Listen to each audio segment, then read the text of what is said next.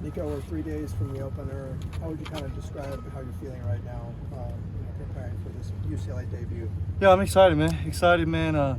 Tired of playing against our own guys, so I can't wait to get out there and play another team. How many friends and family are you expecting at the Rose Bowl? Got a lot of family coming. Probably like 20, 30. So it's gonna be a fun game. Nico, maybe this wasn't a dream you knew you had, but taking the field in the Rose Bowl, growing up in Southern California, what are you feeling when you think about Saturday? Man, I've always wanted to play in the Rose Bowl. I almost had a chance last year to come here and play. Came up short, but I've always been excited to play in the stadium. And man, it's just a real moment for me, and I can't wait to just get in there. What have you learned about yourself as a leader of the Blue and Gold throughout these past couple of weeks? I think just me stepping out my comfort zone and being a more vocal guy. I think Coach Tino has helped me, tremendously in being comfortable being uncomfortable. So I think just him pushing me to lead the team and step out my comfort zone has been a big deal for me. What does that mean to you, being comfortable, being uncomfortable? What does that feel like? Yeah, well, I'm not a very loud guy, so when I got here, Coach Tino was pushing me to be that guy and be out there outspoken. So he's pushed me to be great, and I really appreciate Coach Tino. How would you kind of describe your grasping of the offense at this point? Man, I think I got it down, man. I think the fall camp really helped me. Just being comfortable in the offense, taking control of the offense, and yeah, man, me and the guys are putting a lot of work in, and we can't wait to display that Saturday. Deshaun talked about the challenges of feeling like a team. A lot of new people, short time, new faces.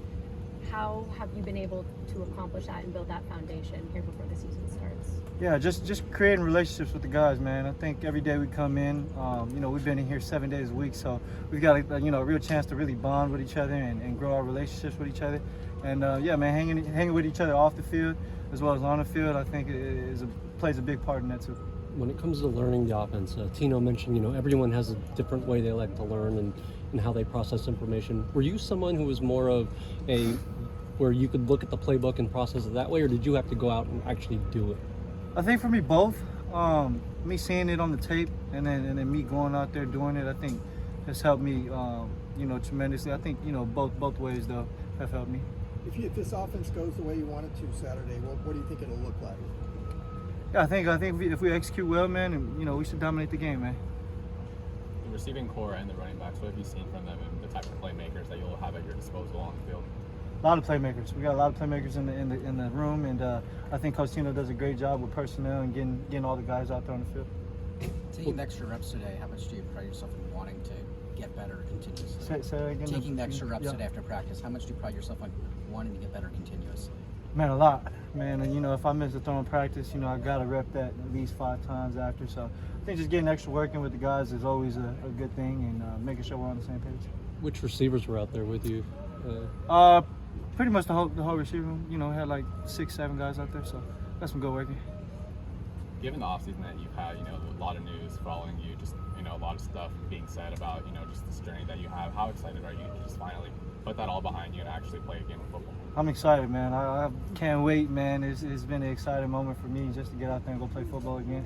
It's been a while. I don't know, a little over a year, so I can't wait to just get out there again.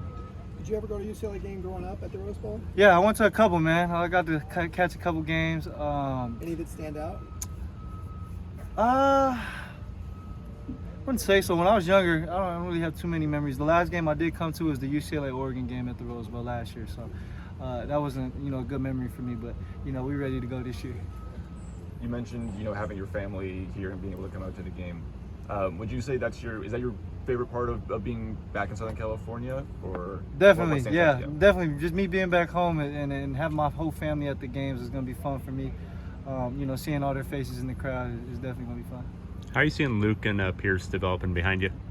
They're developing, man. Yeah, great, man. I'm, watching these two guys grow every day. I think our whole quarterback room is growing every day. So it's been cool to see, them taking their steps.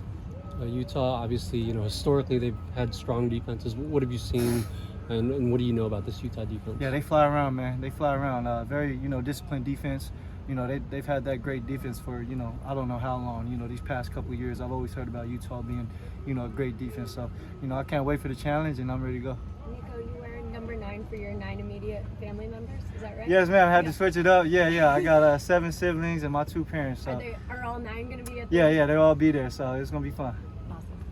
What's been your favorite part about being a Bruin so far? Man, I think just the brotherhood.